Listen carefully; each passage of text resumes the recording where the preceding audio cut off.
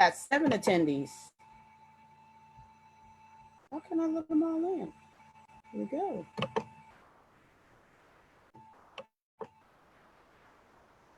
Trying to let them all in.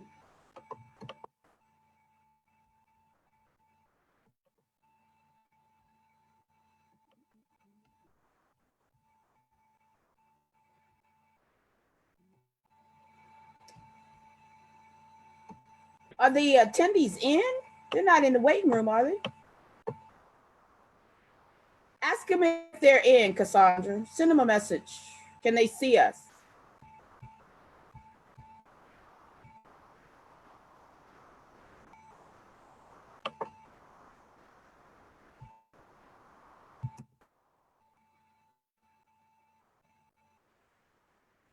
Yep, we're on, ladies.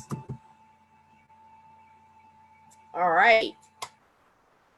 Good evening, everybody.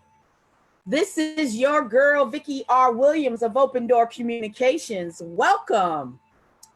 You are here tonight and you have joined us on our coffee and conversation. And as you know, I'm always about interesting subjects, about bringing together fantastic people, brilliant folks. And as my dear friend Niggas has, also we have co-presenters with tails called cats. Sugarfoot may be making an appearance as well.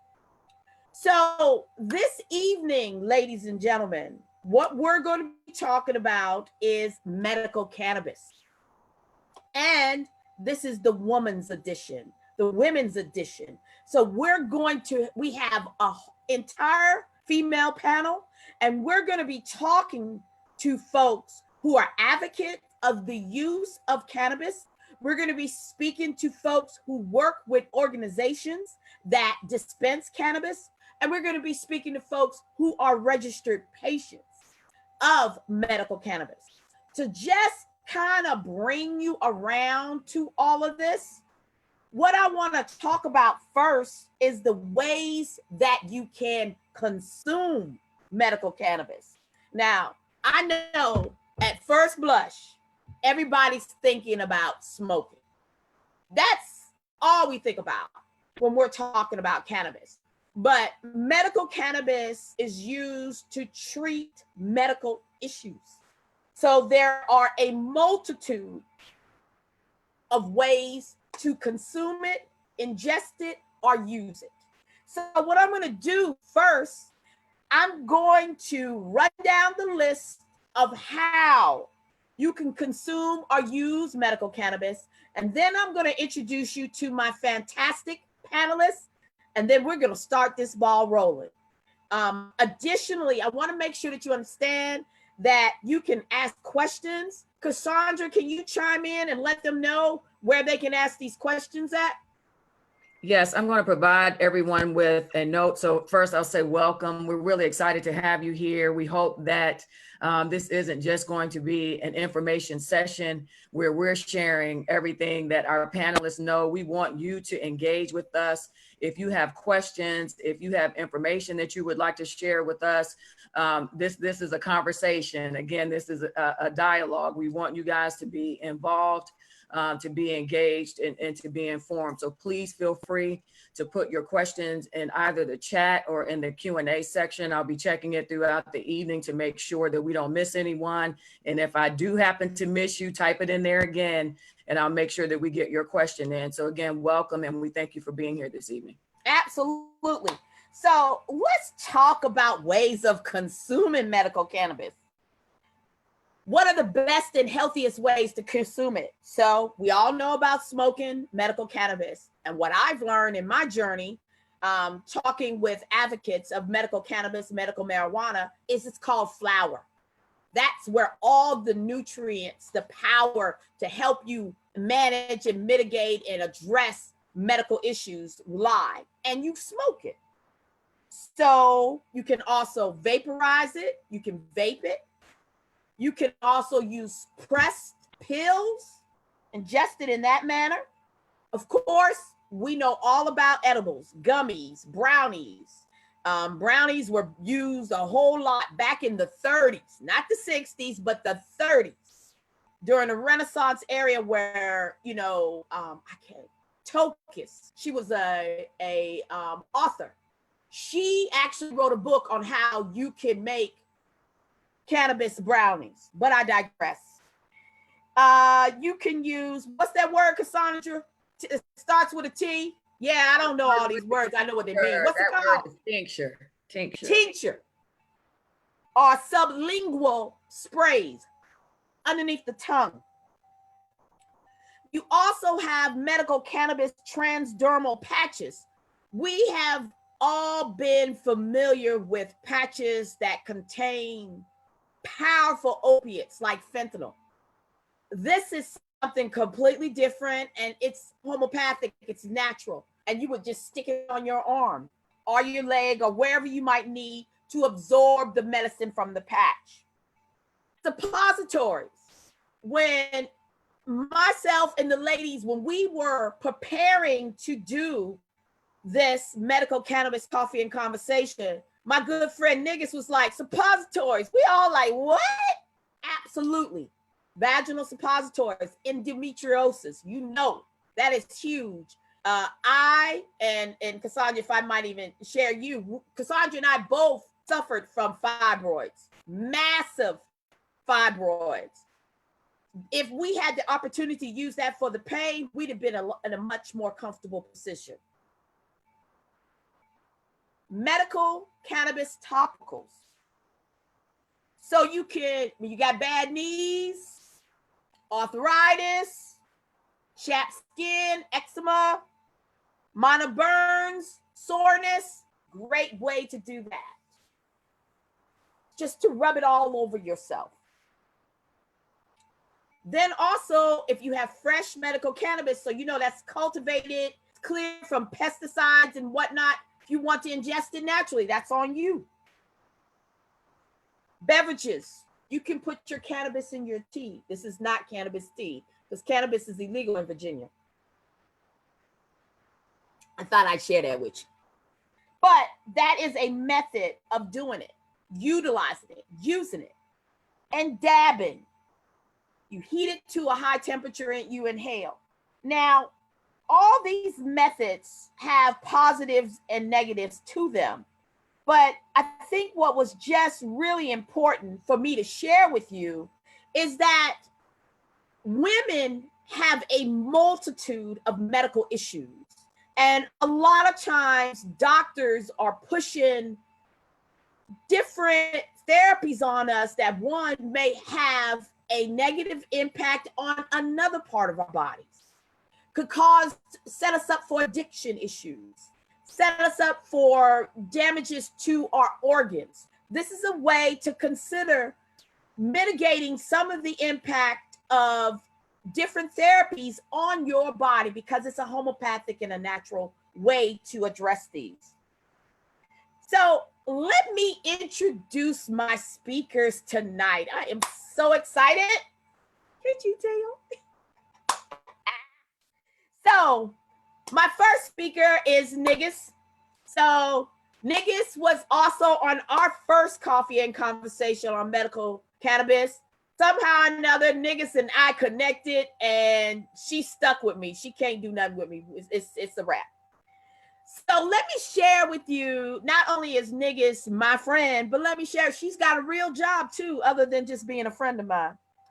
So Niggas, baby, is the director of public policy for Columbia Care. And Columbia Care is one of the organizations that has won the medical license to dispense medical cannabis in Virginia, specifically in the Hampton Roads area where I'm from, Hampton, but Columbia Care is situated in Portsmouth. So Niggas is the director of public policy at Columbia Care, one of the nation's leading medical cannabis companies. She also serves on the board of New York Medical Cannabis Industry Association, the District of Columbia Medical Cannabis Trade Association, and Virginia NORML. Prior to her work in cannabis, Niggas was the co-founder of Undaunted Ventures, a political consulting firm, and she made a significant impact. which specializes in innovative narrative training and leadership coaching services, and which grew out of her work training progressive organizations and working on campaigns across Virginia. That work was a natural outgrowth from her work at USAID, supporting the growth of peaceful democracies in countries emerging from conflict, including designing a program countering violent extremism for USAID Bosnia.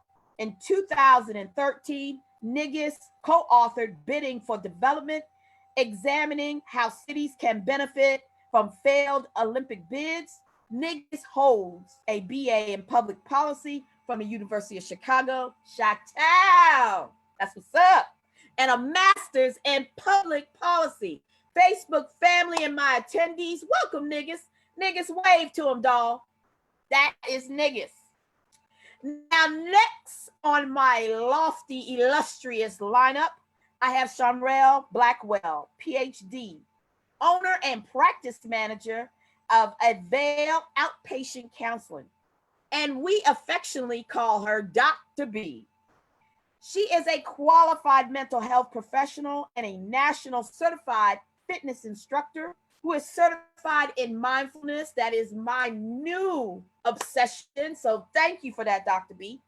Life coaching, Yoni Steeman, and Riki. Is that right? Close enough for government work. Close enough for government work. She received her doctorate in 2008 from Virginia Tech University and her master's and bachelor's degree from Hale State, Virginia State. Give him a Hale State there, Dr. B. She holds a Virginia Department of Education, English teacher, pre-K-12 administrator, and superintendent's license.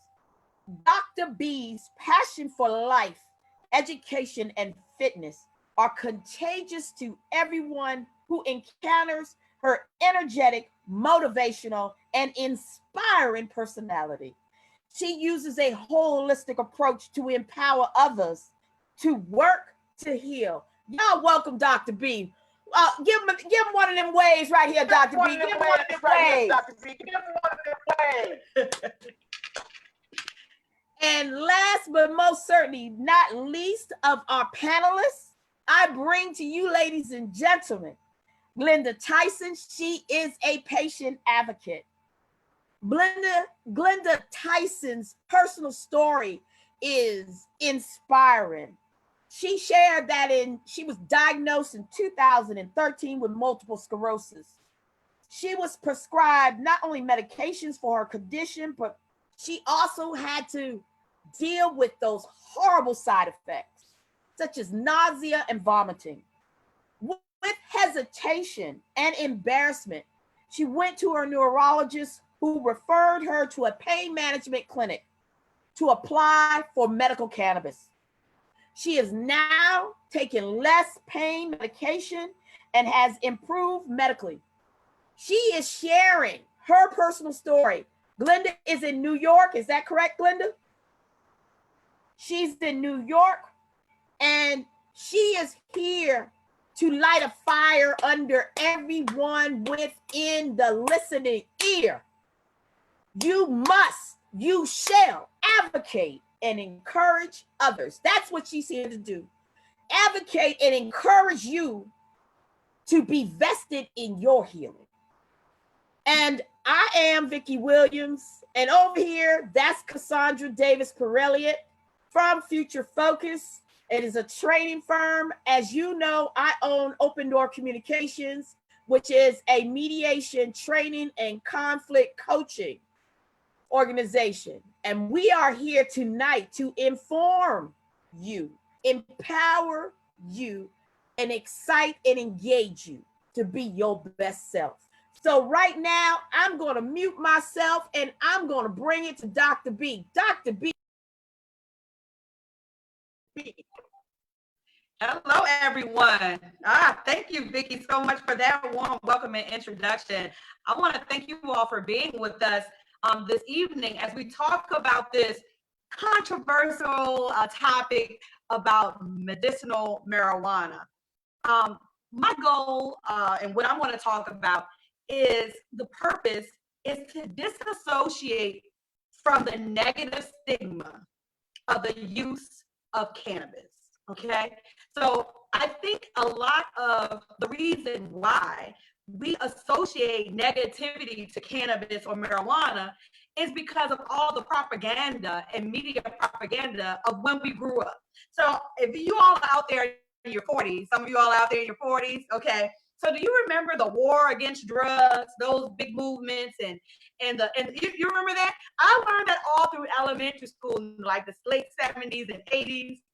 And then also too, I'm going to tell you another stigma, negative stigma associated with marijuana or cannabis, period, was that it was the gateway drug. You do marijuana, it's the gateway drug to more living a toxic lifestyle.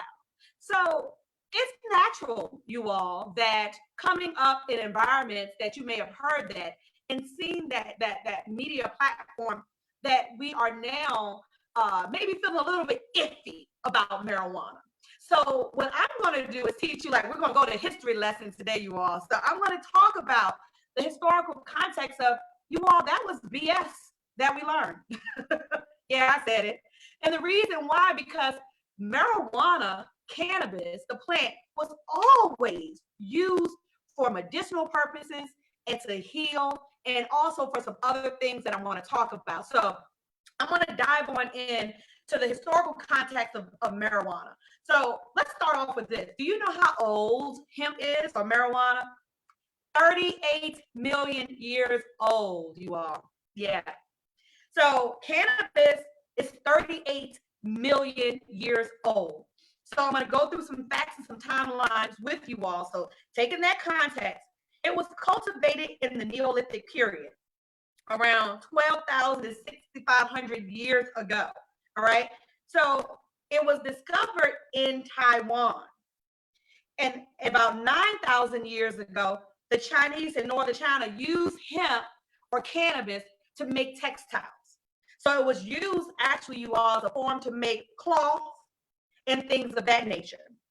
Now, in Europe, China, and Egypt, about 4,800 years ago, is when it was actually more used as medicinal purpose or the psychoactive agent. First documented medical use was in China, and they treated for different remedies, different ailments. All right. So again, nothing negative about that, right? Did you hear? None of that war against, none of that, right? It was always used for medicinal purposes. So let's go on down the timeline. So cannabis was found in the tombs of mummies from great pharaohs and kings, you all. They used it back then, the Egyptians, to use for inflammation, as well as actually to form paper. 3,000 years ago, it was probably the largest agricultural crop on the planet, not just the US, on the planet.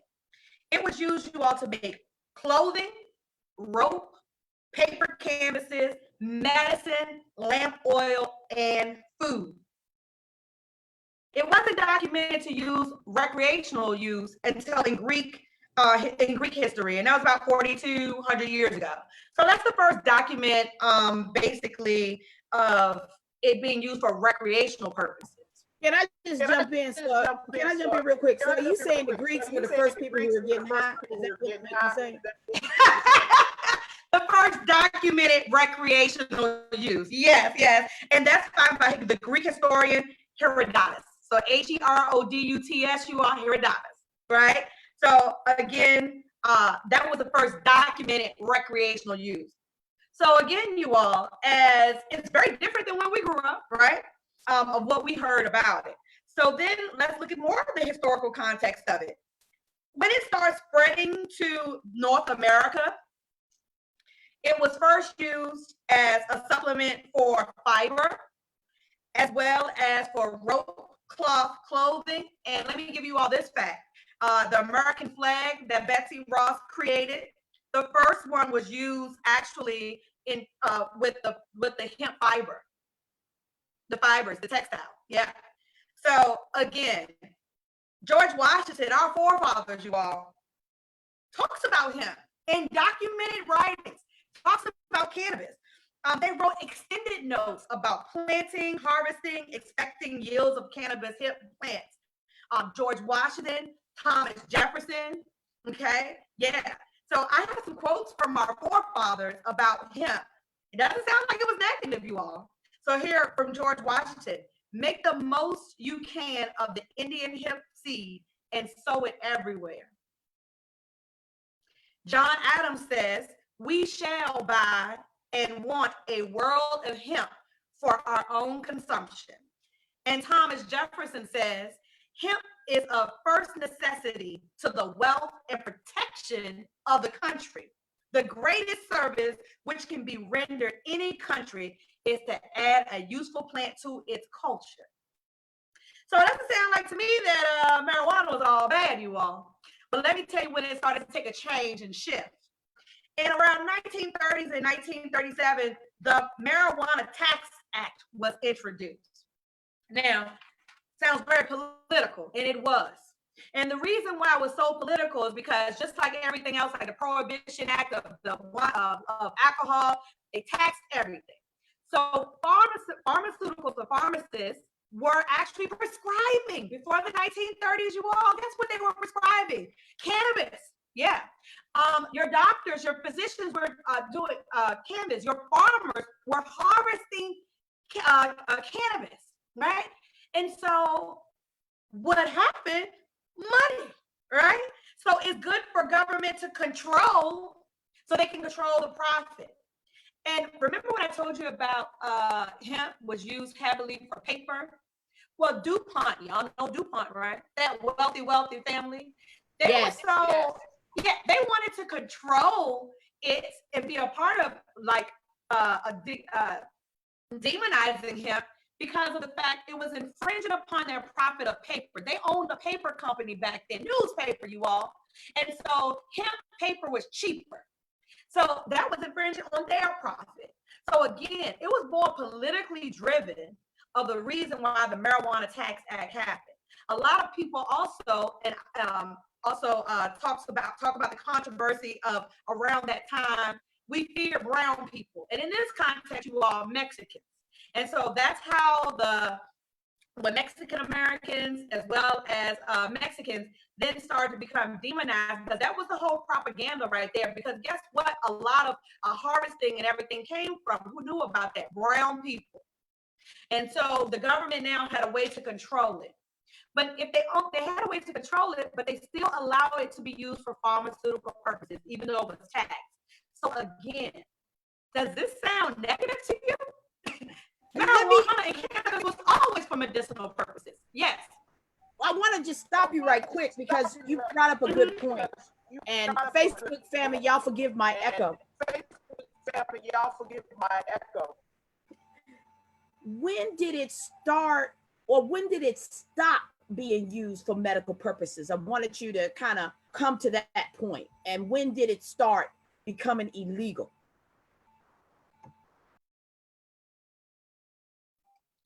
So 1937, that was around the Tax Act, but it still was used, you all, even up until 1942 by pharmacists.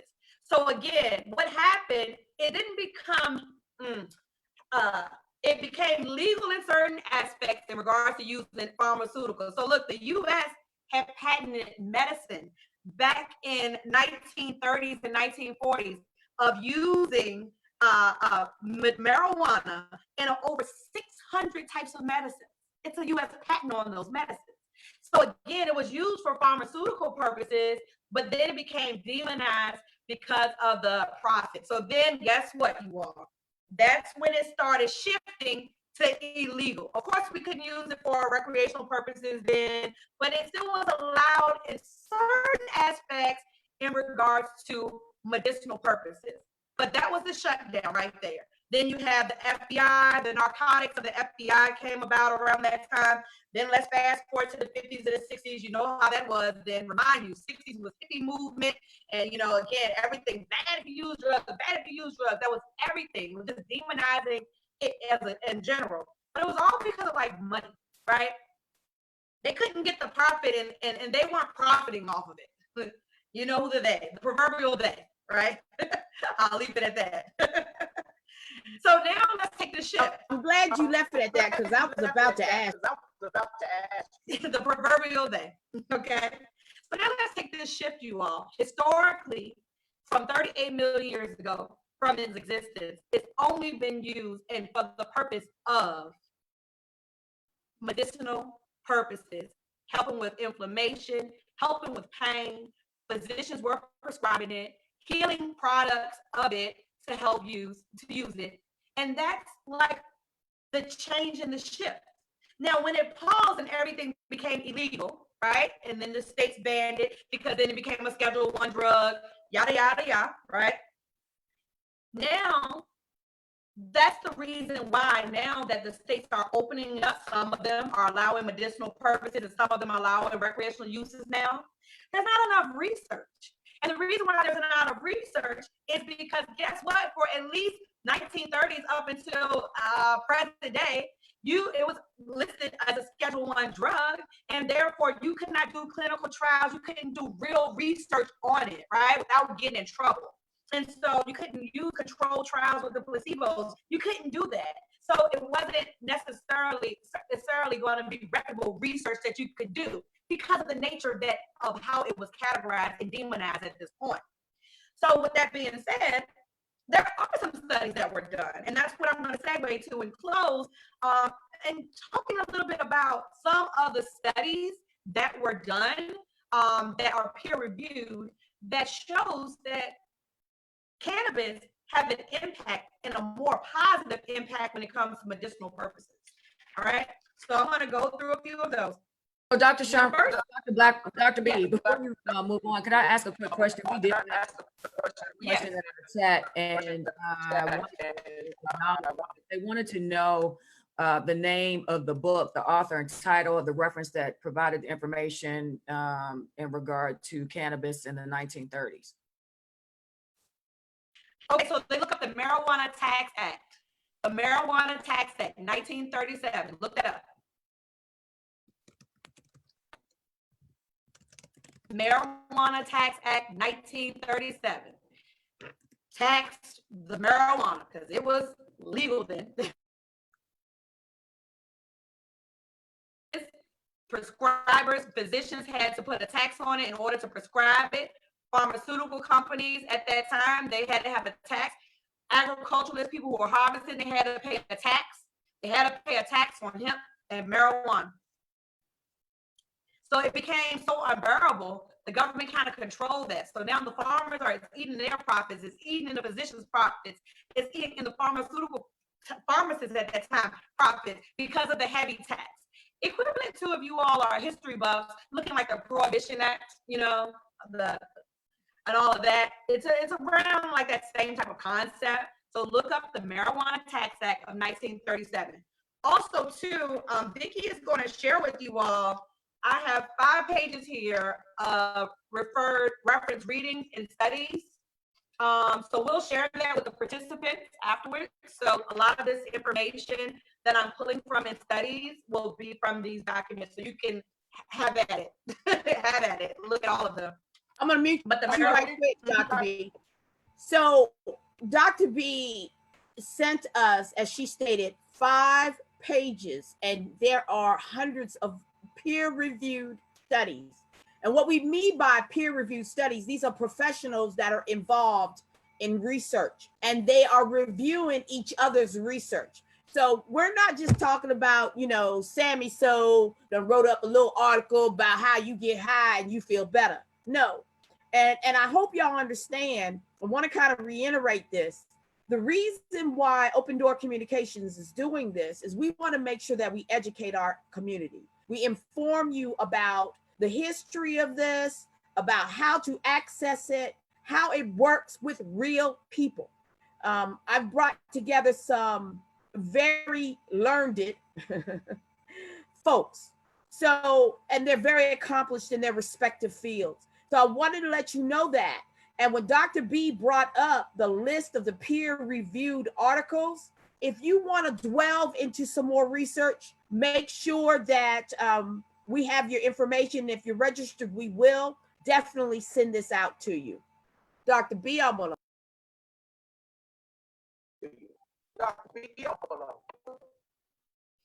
Okay, so some of the studies you all, I'm just going to say a few and I'll close up, to let you know the benefits of medical marijuana, marijuana or cannabis. So a few of the studies that I wanted to highlight for you. In 2015, the Neurotherapeutics Review showed that CBD may potentially help reduce anxiety in people with certain disorders like PTSD, OCD, panic disorder, generalized anxiety disorder, and society anxiety. And in this particular study, they use oral doses, you all, of 300 to 600 milligrams. Okay. Another study, there were several small and short-term studies that also talk about the oral dosage of CBD can reduce anxiety as well as help with sleep disorders. In a study, 80% of the patients reported that it relieved their sleep-related disorder. Another one I found that was interesting, you all, that a 2015 review and 2018 study found that 1,000 milligrams of CBD had an effect to help with treatment and symptoms of people with schizophrenia, you all. And so I'm in the mental health field, so this is very important that, to gather information like this so that we can be sound with our practices and the information that we receive. Another thing, out of 60 peer-reviewed studies as of November 2019, this is an interesting fact, 68% benefit of cannabis, 8% no benefit, and 23% inconclusive. So that's a good lofty number, you all, of looking at peer-reviewed studies that there was a benefit, a positive benefit of the use of cannabis. Another one, you all, I found that was interesting. The 2014 Journal of Alternative and Complementary Medicine surveyed patients about cannabis use, and they used the indica strain. It was a positive effect, you all, to help reduce pain, improve sleep, non-migraine headaches, neuropathy, as well as spasms and joint pain. And for women, I thought this was interesting. There's a 2019 Australian study that it reduced the pain and symptoms of endometriosis in women. So it's a plethora of different ways that the plant cannabis can be used to help with mental and your overall health and wellness. I ask that you all do your own research and dive in. I just preliminarily give you some things that you can touch on, but I think this is a good segue point of the reason why, like I said, I'm in the mental health field, that wanted to be able to see clients be able to thrive and get access to it. So I'm so happy that Vicky asked me to be a part of this, to share this information. I am an advocate. I also use CBD for myself for inflammation. So definitely, and I think we have an advocate that's going to talk more about her experience on the line, Ms. Glenda. So I'll pass it over to you. Thank you all.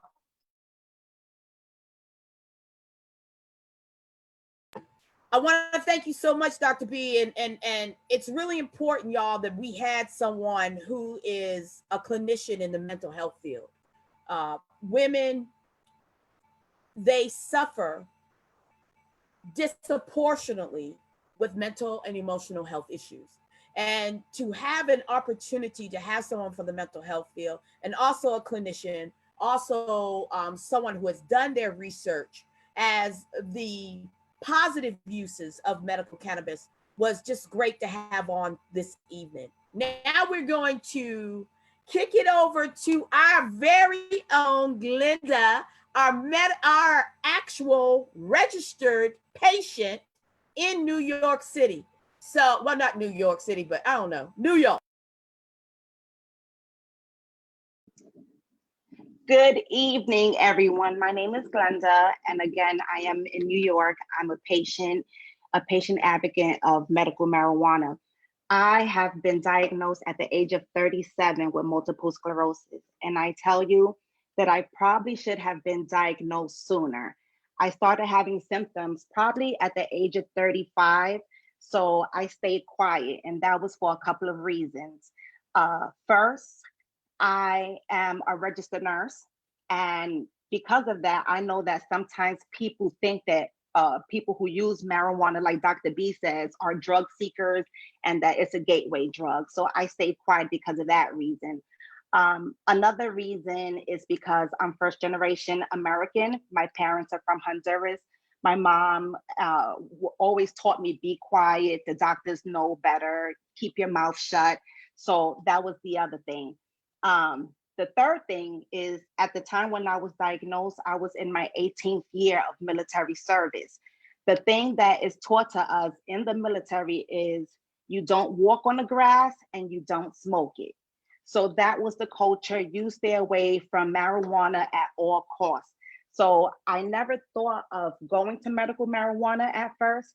I decided to speak up at the age of 39, 2 years later, because I was retired from the military. So now I can finally look that up. And I still stay quiet.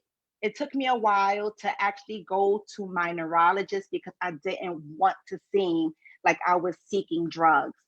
Uh, I said to myself at 40 that I was going to take charge of my life. As a nurse, I always encourage patients to advocate for themselves. And here I was, a registered nurse, and I wasn't advocating myself because I was scared of how I would be perceived.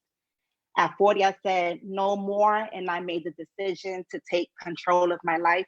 When I saw my neurologist, she referred me over to pain management, and that's where my journey started. It wasn't easy. Medical marijuana is not covered by insurance, so I have to pay out of pocket for it. As a person who didn't do marijuana, I never knew how to roll a joint, so I didn't know how I could take it in other than that way, because that's what I knew. Come to find out, when I finally did go to a dispensary, that it comes in tinctures, that it comes in pills, that it comes in all these different formats. I started off by vaping it because I don't, flour wasn't legal at the time in New York. We just started receiving flour. So I started by vaping it, and I also take it in tincture. The beauty of the dispensary is that there's also a pharmacist on hand so they can help you. It's very important to speak up, even with the pharmacist, because if you have anxiety, if you have depression, there's certain levels of CBD that are more helpful for you than if you use straight THC. If you have depression and you use something like an indica, it could depress you more. So that's why it's important to speak up for yourself. I've gotten to the point now, at 3 years, I have been retired from my registered nurse job, and I was retired from the military. So I am now a full-time advocate of medical marijuana. I encourage others to speak up for themselves because, like I said, I started having the numbness and tingling earlier, but I did not want the doctor to think I was overstepping my boundaries as a registered nurse.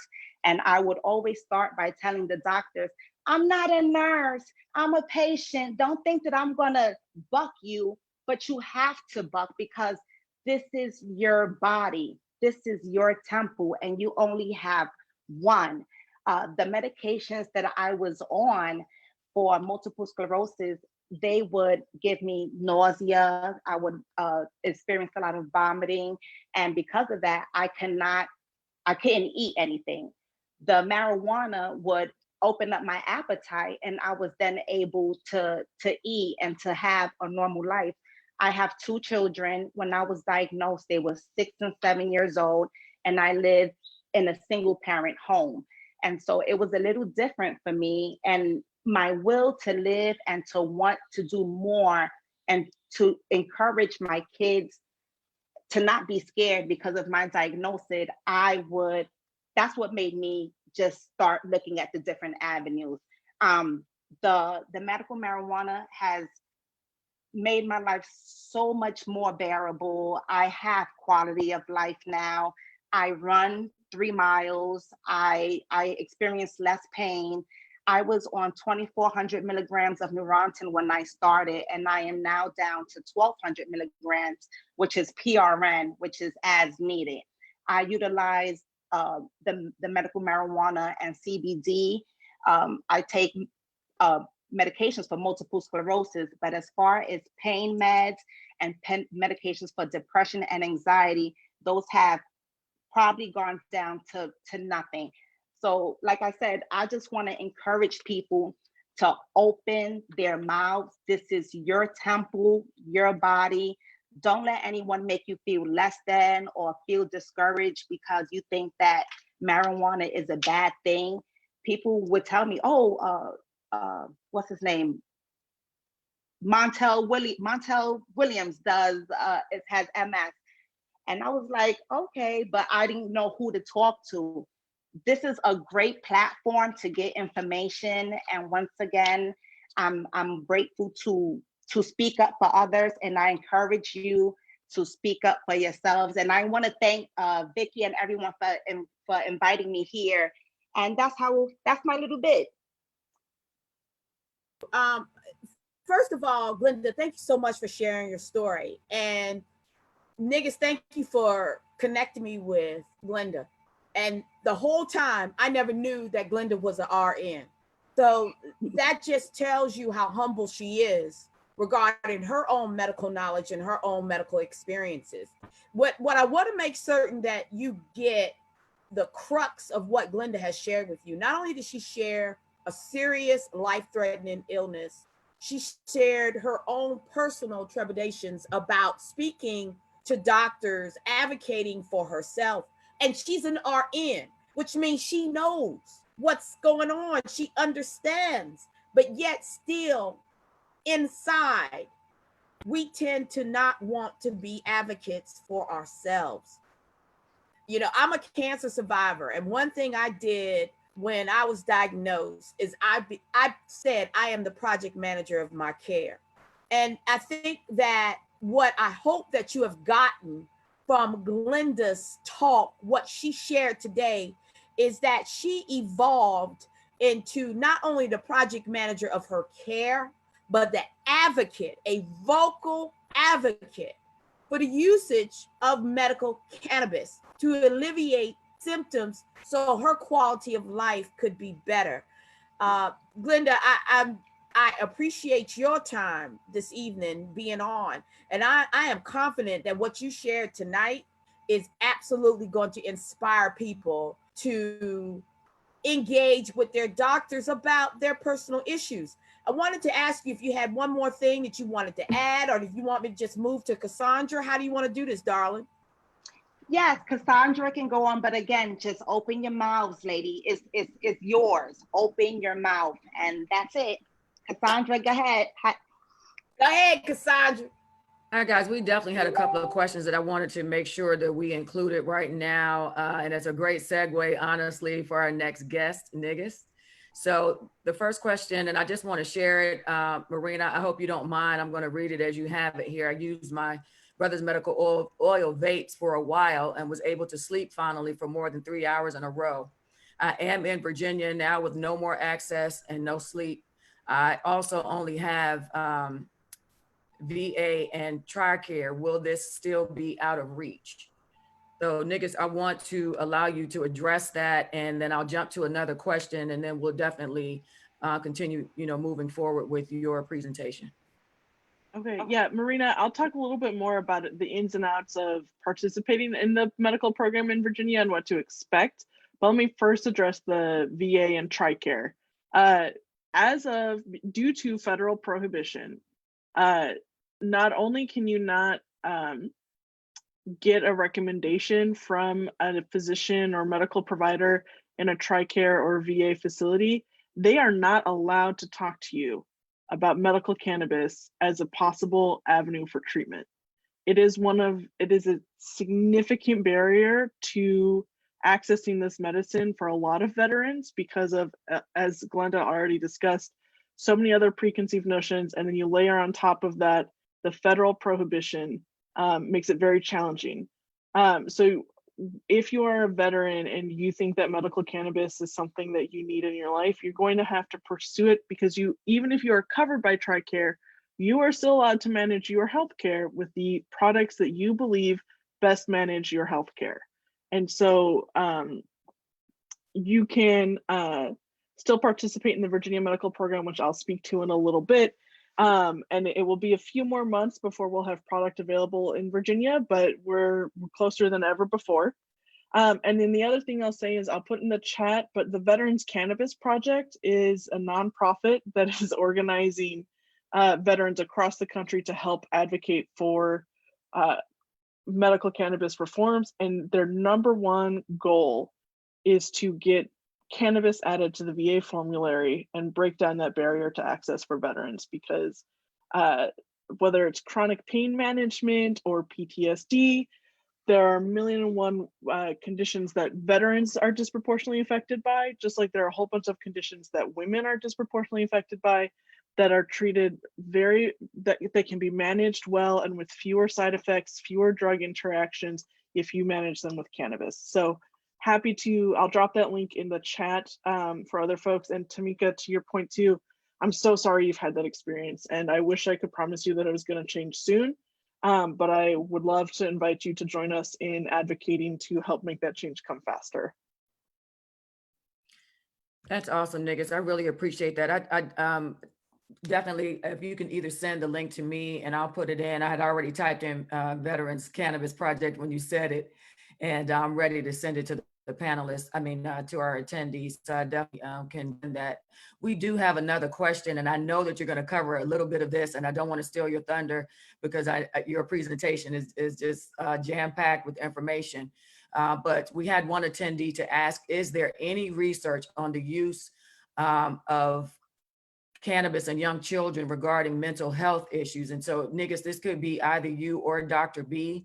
So Niggis, if you want to start first, and then Dr. B, we're going to mute and allow you to answer that as well. So again, is there any research on the use in young children regarding mental health issues and cannabis use? So I'm not 100% certain, so I'll let Dr. B take the bulk of that question in case she knows of any studies, but I will just refer back to, there are a lot of, like Dr. B said, because of the federal prohibition, there's a lot of limitations in just the quantity of studies that have been able to be done. Even a lot of studies that have been done have, because of the limitations, have had to rely on people who self-report heavy use, which is definitely a different type of user than people who might be managing a chronic condition. And so there's tons of information that we just can't wait to quantify and better understand, because the one thing we do know is that this plant is safe in reasonable amounts. Like, we have been using this as human beings for millennia, and we know that on net it is safer than a lot of things that we are prescribed by physicians on any given day. That said, no, water can kill you, sugar can kill you, anything out of moderation or in the wrong form can cause you harm in some way. And so there's a lot that I certainly look forward to learning and understanding. So when it comes to the use in young children, I know that the strongest field is around epilepsy, pediatric epilepsy, and seizure disorders is the strongest instance of research. But that's it. I would need to have a little bit more understanding about what you're talking about in terms of mental health issues. Like, are there unintended side effects for children who are using it for seizure disorders, or is it you have a pediatric, somebody under the age of 18 who might be considering this for managing anxiety or depression? So I would need to know a little bit more to be able to direct you to other resources. Dr. B, I'll let you take it from there. So no studies that I have come encounter with about mental health in children. Just like Niggis said, the only ones that's really have been reputable as far as research study. And remember, I say reputable is because of the fact there was guidelines because of prohibition and everything. You couldn't really do meaty, good quality studies, you all. So that's the reason why the research is not out there. But it has been for kids with epilepsy, seizures, that help to with spasms and things of that nature, but not anything that I know of in regards to children and mental health. Adults and mental health, yes, the ones I mentioned before, PTSD, anxiety, sleep disorders, OCD, some studies about schizophrenia, So adults, yes. Children, I'm not aware of. I think I see a clarification in the chat. And yeah, that was actually one of the first things I thought of, because I think it's somewhere around college that the first study started coming out around how SSRIs used to treat pediatric depression actually led to an increase in suicidal ideation. And so I think that this is probably going to be one of the first fields where you start seeing some pediatric research being undertaken, in part because one of the things you need for innovative studies like this is to be able to demonstrate that like the alternatives are just as risky. And when you're looking at the trade-offs between Prozac and medical cannabis for pediatric patients, I know that, and I'm so sorry that your child went through that. I know I've watched some of my own family members go through those struggles too, and it's hard to support and watch somebody you love, suffer through that. But like I said before, I wish I could promise that change was coming soon, but I know that we can make change happen faster if you join us on the advocacy train, because you're not alone. So I wanted, go ahead. I'm sorry. Thank you so much, Niggas. Cassandra, I'm going to kick it to you because I definitely want Niggas to share that fantastic presentation. And Cassandra, did you see the question from Justin Kennedy? Yes, I wanted to get to Danita because she did share some information in both the Q&A and in the chat. And so she was sharing that she was injured back in 2012 and has seen a plethora of doctors, 6 back surgeries, pain medication, nerve meds, just all kinds of stuff, and plus anxiety and depression. And so with all of those extenuating concerns, she is interested to find out a little bit more information. So I definitely wanted to make sure that we acknowledged what she was asking. And Nigist, I know that you're going to cover that as well inside of your presentation. So I tell you what, let's get to Nigist and then we can continue with the questions. Is that okay? All right, awesome. All right, Nigist. Okay, so hopefully this helps answer a few questions. Let me get the share screen up. Oh, Vicky, will you allow me to share my screen?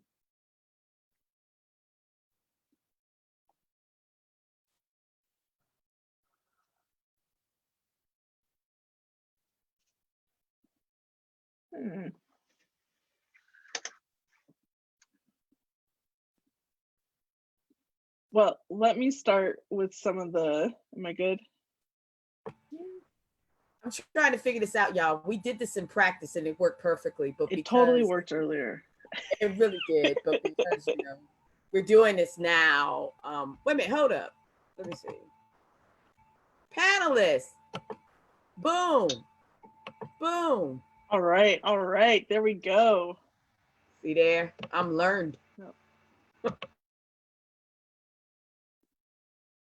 All right, my slides are my slides up?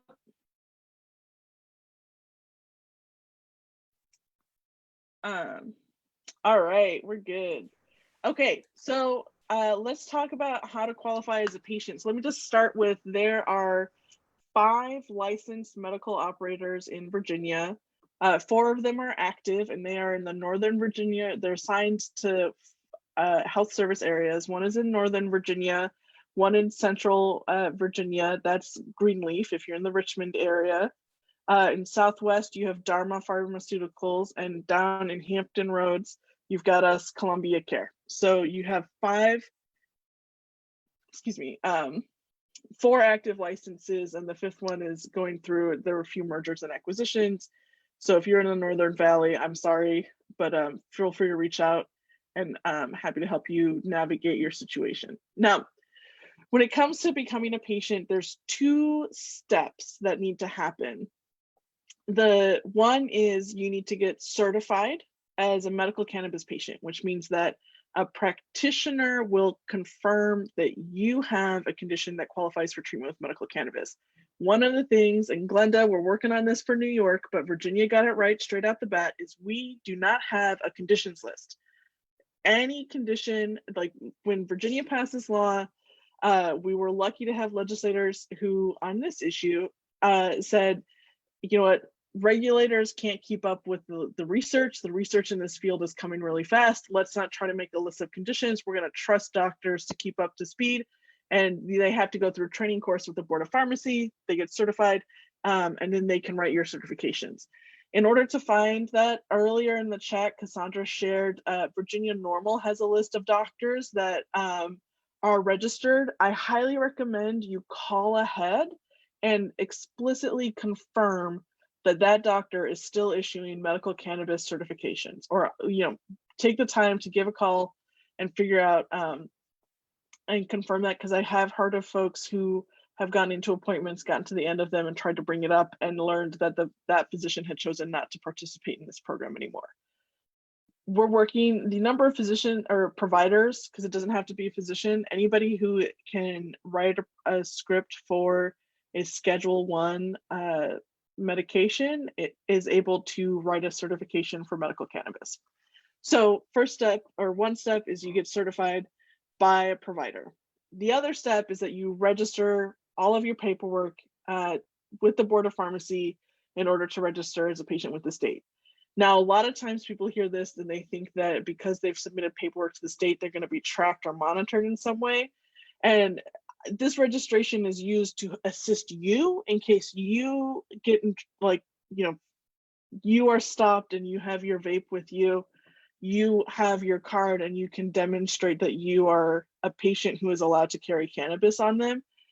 This is not used, and I don't believe it's cross-checked with things like, firearms licenses, or it's not available for background checks or things like that. This is a medical registration process. It is subject to HIPAA and all of those things. So just know that the registration is really a product of this being a federally illegal substance, and a way for the state and for us as participants in this program to be able to say, like, I've done my paperwork, I can prove that I'm allowed to have this.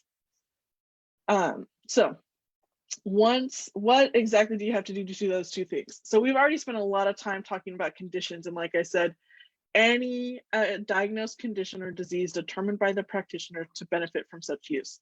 What this means when you go to that doctor's appointment is that a lot of the doctors will ask you to bring like a medical record that shows the diagnosis that you're searching for. When I went in, I brought in receipts from my therapist who helps me manage my anxiety, right? If you have a chronic illness like MS or other things, like you've got reams and reams of paperwork somewhere, and you can bring that in and just use that to show, because the physician who writes if the physician who's writing your certification is not a primary care doctor or somebody who's going to be managing lots of parts of your care, like at a pain management clinic or things like that, they need to have medical proof that you have the illness that you're coming in for, because they're not the diagnosing practitioner, they're a certifying practitioner.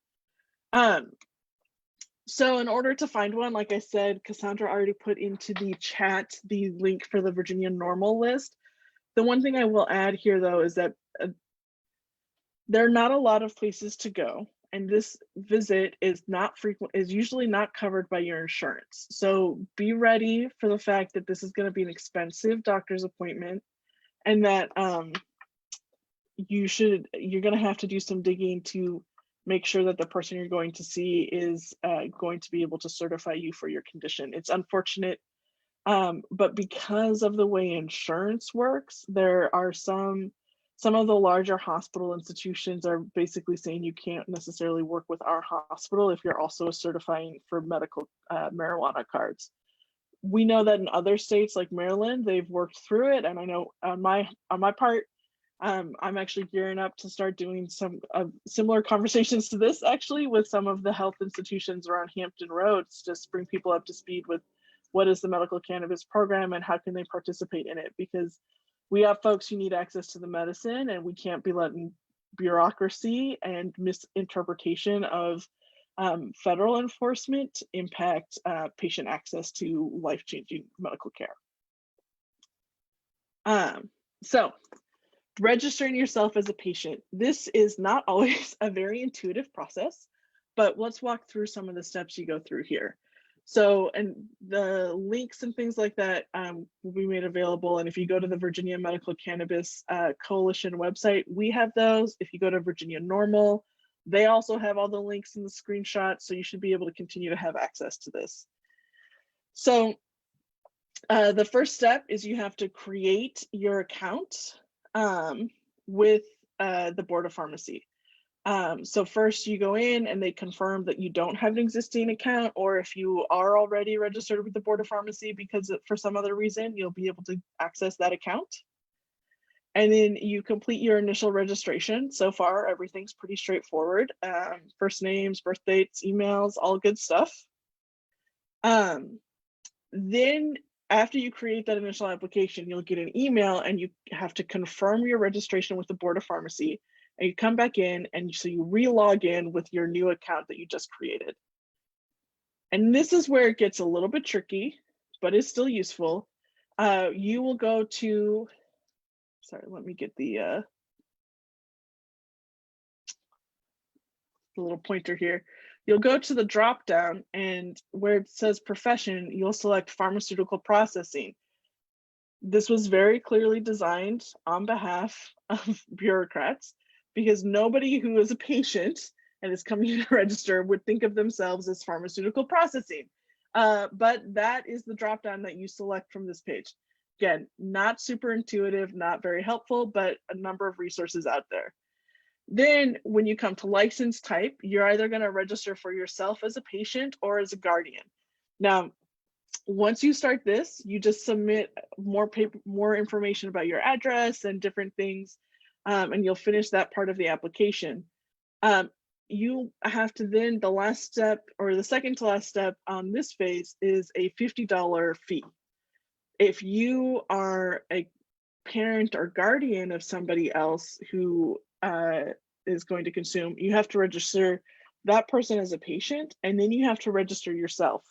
And each of those registrations is $50. So if you are, for example, a parent of a child with a seizure disorder, registering your child, yourself, and your spouse comes to a total of $150. We'll continue to work on this. I'm not aware yet of a waiver process or other ways to demonstrate financial need, but that is definitely going one of the challenges to accessing this program right now. And then once you finish that paperwork and you pay those $50, you come through and you'll get an email from the Board of Pharmacy asking for your final submission, and you'll have to submit paperwork. And hold on, sorry about that. You'll have to submit some paperwork. If you have a Virginia driver's license, that's the only thing you need. It proves your identity, your age, and your residency. Otherwise, you might need a few other pieces of paperwork. And then you upload your certification from the physician who confirmed or affirmed the condition that you have that qualifies. And then you just wait for it to come in the mail. And I will say, the mail, once you finish all of those other steps, it comes in the mail pretty quickly. They're still issuing them, even under COVID. And I believe people are still able to get appointments in while we're under COVID. A few reforms that are coming through will include telemedicine, which will be available and goes into effect on July 1. As well as the ability to qualify without being a permanent resident, but also like if you're a student or for other reasons have dual residencies in other parts of the US. So the last thing on where to find products, dispensaries. So 3 of the 4 dispensaries have their permit and are in the process of planting seeds in the ground. And I think that the Southwest dispensary was the first one to open, and they're furthest along. I know for us in Greenleaf, we're probably looking at something around fall in terms of the first products hitting the shelves. And this is where it really comes back to like, these are plants. I mean, when you show up, like when you go to the site, you can watch it go from like a clone off of a mother plant into a hard pressed tablet, and that's all happening in one location. And so the main delay right now is literally the time it takes for plants to grow. Complicated by the fact that it's very hard to hire people while it's under coronavirus. So I'll stop there because I think the most useful thing at this point is probably to hear folks' questions. So let me stop there and see what other questions come through for us. Cassandra, I know you got a plethora of questions. So I guess you're trying to figure out where to start. Well, I do want you to go back. I think you said it was Justin. I believe he may have sent the question directly to you and did not put it in the full group for the panelists and the attendees to see it. So if you could pull that one. While you're doing that, let's see. Danita asked, did you say the program is self-pay and not covered by insurance? Yes, the program is self-pay and it is not covered by insurance. I will tell you, this is one of my ongoing pet projects. In particular, to Dr. B's point about studies, one of the pilot studies that Columbia Care partnered with Columbia University on, we found that when folks who have chronic pain started taking our hard press tablets for their pain, 2/3 of them either reduced or completely stopped relying on opioids for pain management. And we all know, in fact, there's actually growing interest from workers' compensation insurers to have access to medical cannabis reimbursement because the cost of opioids and the side effects from opioids is so high for insurers to cover. There are some estimates that if all states provided Medicaid reimbursement for opioids, we could be saving literally billions of dollars each year because of the way that we are treating not just chronic pain, but the side effects of opioids, opioid consumption. So yeah, at the moment it is all self-pay, but I can't wait. It's, if you don't want to do it because it's the right thing, at some point people will decide to do it because it's the cheap thing. So, Cassandra, I found Justin Kennedy's question. He had posted it on the Facebook page. We want to thank everybody who is viewing. We appreciate the comments. We appreciate the questions. And this is the first time we did a Facebook Live with the Coffee and Conversation.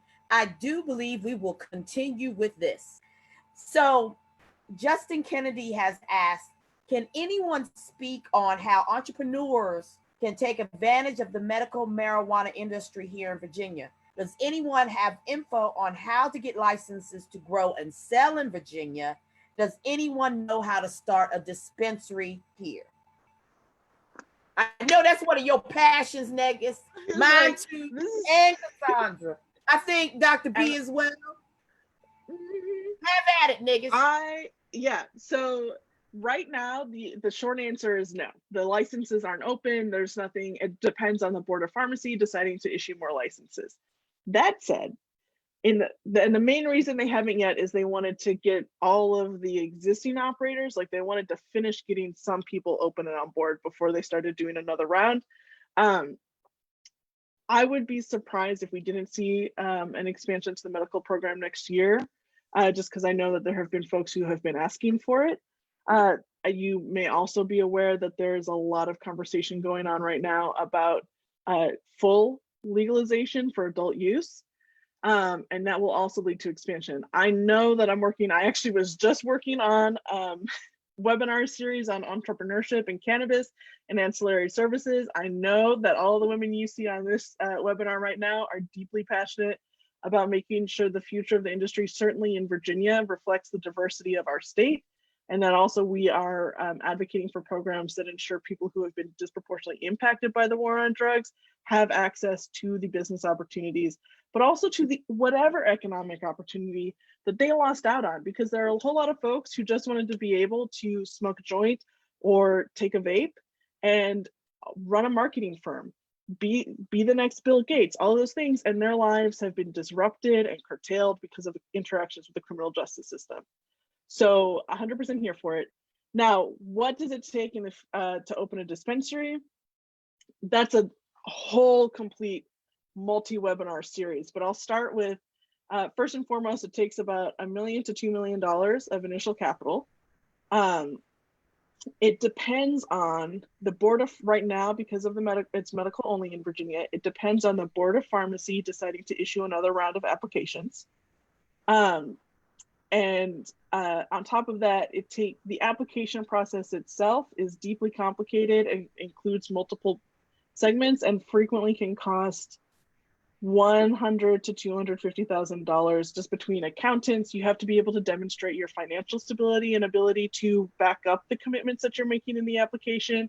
You have to have a security plan, a floor plan. In some cases, you have to have pre-identified real estate that you and then have a letter of intent that you're going to then start and operate in that, which is also very expensive because it can cost quite a lot of money to acquire that land. There are a whole bunch of different pieces. I'm going to stop there because I could go on for a very long time about this topic. But I threw my email in the chat and happy to follow up with folks afterwards and make sure that you learn about any future content we have on how to start a cannabis business. So niggas, this will have to be our next platform. Yeah, I think so. And you know what's so funny, Cassandra? That's kind of how Niggas and I connected, because I was talking about something that Terry was interested in doing, and then all of a sudden she started using those $12 words like ancillary. I was like, what that mean? Ancillary. But you know, because I'm curious and I read a dictionary every now and again, I realized it was the supporting businesses that you need to support the primary business. Because I think people forget that just because you have a core business such as a dispensary, they still need security. They still need accountants. They still need bookkeepers. They still We need realtors. Realtors. There's a whole lot of ancillary businesses. So it's not just that you have to be specifically involved in cannabis, but you may have your own skill set. Like me, I'm a mediator. I deal in employee relations. That's an ancillary business because you've got to be able to manage and mitigate conflict in the midst of a business.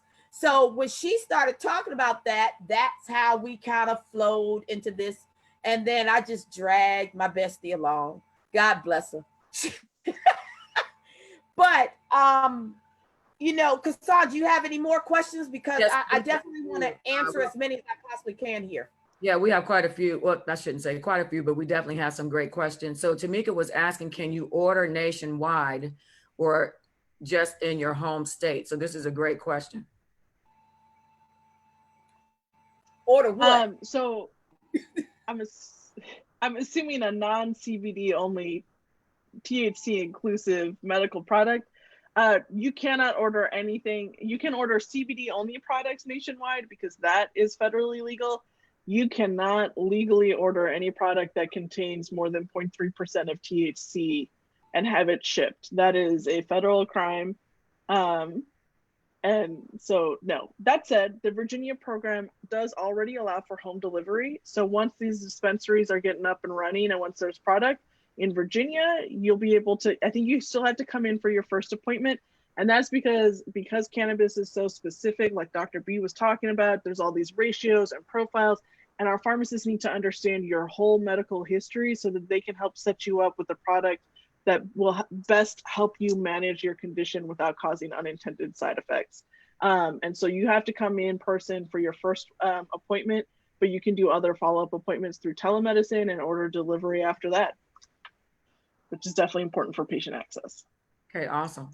Another question here. Marina was asking, are the medical type vapes safer than the nicotine vapes, or are they basically all the same? Ours are definitely different. I am not a nicotine vape expert, so I can't speak to that. But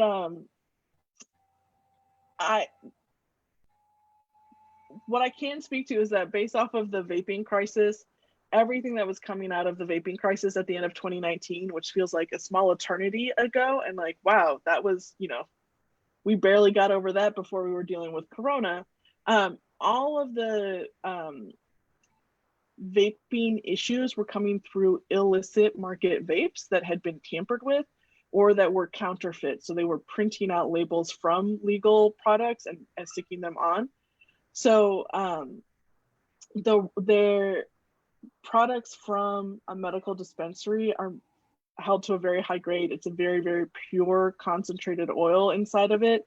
And we typically have higher grade, like the other part you have to worry about is the device itself and if the heating mechanism could be leaching heavy metals in, and we design our devices to minimize that to every extent possible. So and can I jump in on that, niggas? So I think vaping in itself, you know, the longer you hold any type of smoke into your lungs, it's going to be damaging to you. So you have to be mindful. Just like I had stated earlier, there's a list of things that you can take, how you can consume medical cannabis. But with every pro, there's a con. So you have to be mindful of that. And if you want to have that list of information that shows the pros and cons, I'll be happy to share that with you. Thank you, niggas. Yeah, I can't emphasize enough. There's so many ways to ingest this. So our next question says, which doctor do I get my certification about my condition from to send to the Board of Pharmacy? Also, I am a former RT, so I need to create a new account. Do I need to create a new account to register with the Board of Pharmacy? What's RT? Danita, what's RT? I'll start answering and we'll wait for clarification. On the create a new account, I don't know. You could start the process and see if you're able to add this to your existing account. And if not, then you might need to create a new like layperson account. Which doctor do you get the certification from? You have to go to one of the certified doctors. So if you go to the Virginia Normal list, they list the top ones are folks who paid to advertise. And so they tend to be a little bit more responsive and easier to access than some of the other folks who might have registered and haven't necessarily kept up with their registration or aren't necessarily focused on cannabis specifically. So. And she's a respiratory therapist. Oh. Okay. Interesting. Yeah, but I'm not 100% sure on that one. But when you do try, will you please let me know? Because I would love to be able to help other people know.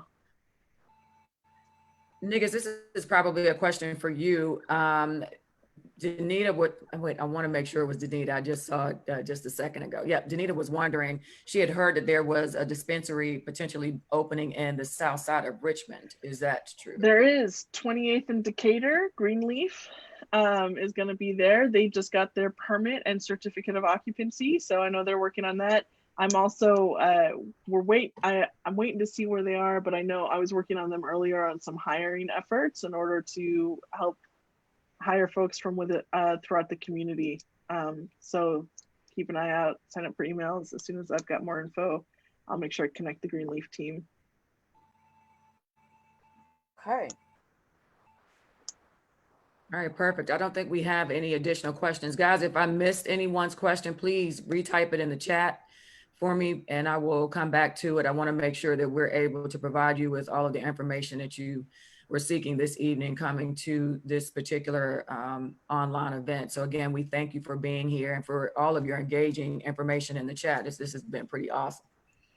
So what I want to do is I want to give my fantastic panelists an opportunity to leave you with either a takeaway, words of wisdom, inspire you, and empower you. So first, we're going to start with Dr. B. If you would give us a last word there, doll.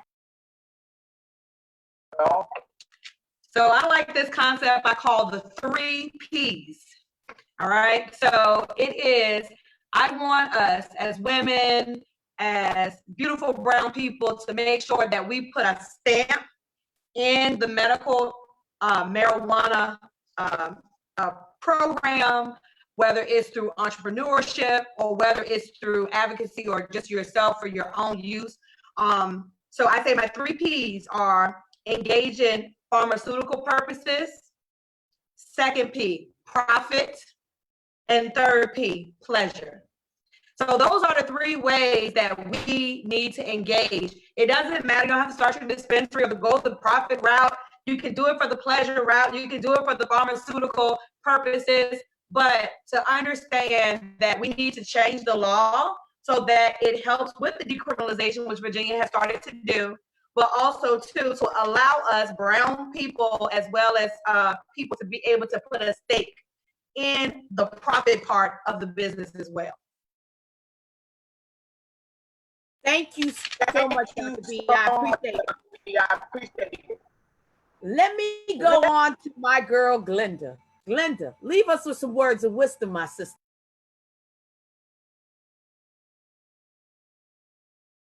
Hi, I just wanted to to remind everyone that the power starts from within and it starts with you. If you can't speak up for yourself, no one else will speak up for you. As a person who's a registered nurse and a retired captain in the Air Force, I still had doubts about speaking up for myself. But it was the best thing that I ever did because I am in charge of me. And I want you to remember that you are in charge of you. That's my last words. That was a powerful last words there. I appreciate that. So let me go on over here to my buddy on my left, Niggas. Ooh, first of all, those two women are hard acts to follow, but I'll do my best. My last word would just be,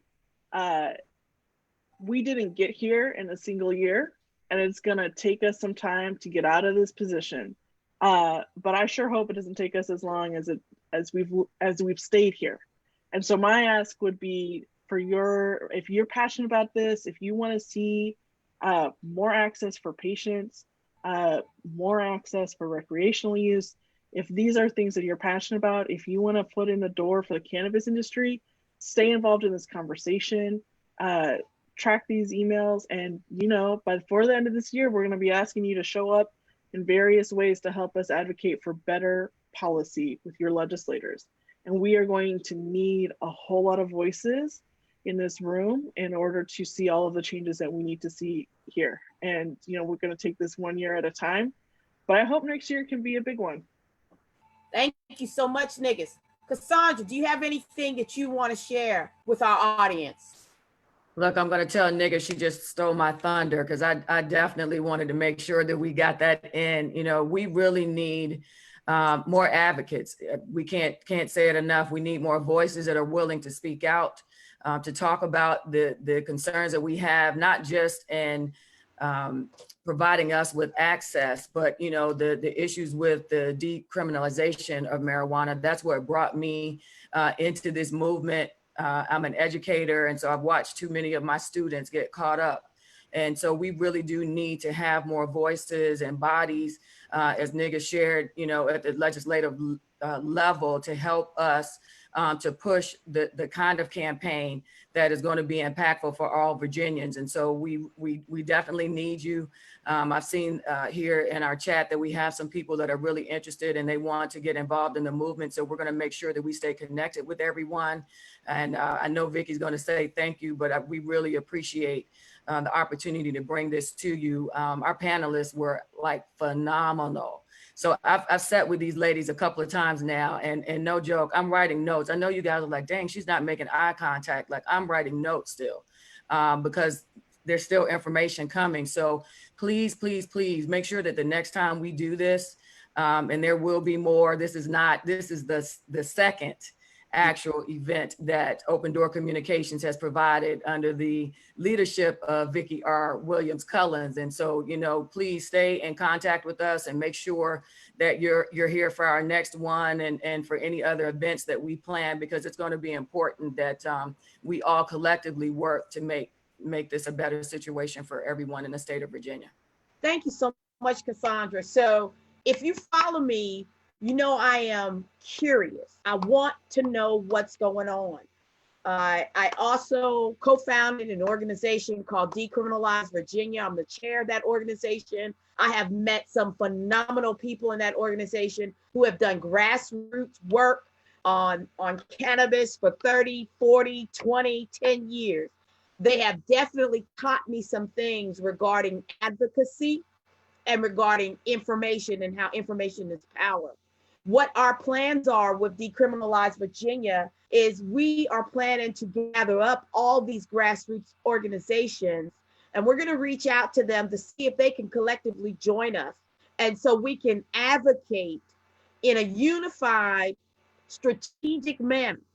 And our plan is to do live forums all across the state, because what we need to know is, what are your barriers as citizens? What is causing you not to go to your legislators and advocate for either adult use of cannabis or expanded medical use of cannabis. So, you know, I and Cassandra and Niggas, this is our second coffee and conversation on medical cannabis. We absolutely intend to do this on a monthly basis, at least the three of us. And I would absolutely encourage Dr. B. Glenda can always join us on the panel. These women are phenomenal, very, very bright. And I'm gonna leave this with you because this is the elephant in the room. What is and has been problematic is that we do not have enough faces of color at the table. We are either around the table, we're beside the table, but we're not seated at the table. We don't ask the hard questions simply because we're afraid of, will they include us? So we either shout real, real loud or we say nothing. I am a mediator, I'm a conflict coach, I'm a trainer, and what my role is to ensure that we have productive discourse. And what my goal is to make sure that we have more people of color, more Black folks, more brown folks. You know, I am appreciative of every organization that is supportive of this, but it is necessary for us as African Americans, as Hispanics, Latinos, Asians, all of us, including our Caucasian brothers and sisters. We have to work as a collective to make sure that our voices are heard, and we have to make sure that we are informed. So when they do hear our voices, they hear it from a position of knowledge, and that we're not just pontificating, saying stuff and talking loud, as James Brown used to say, talking loud and saying nothing.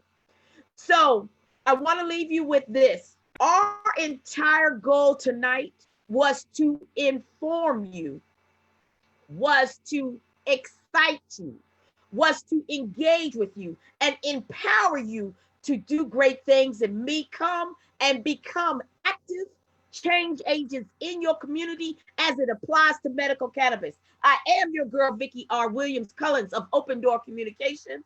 I am the mediator that you need. I am the conflict coach that you want. I am the trainer that you have to have. Holla at your girl. Take care and have a great night. We're gone.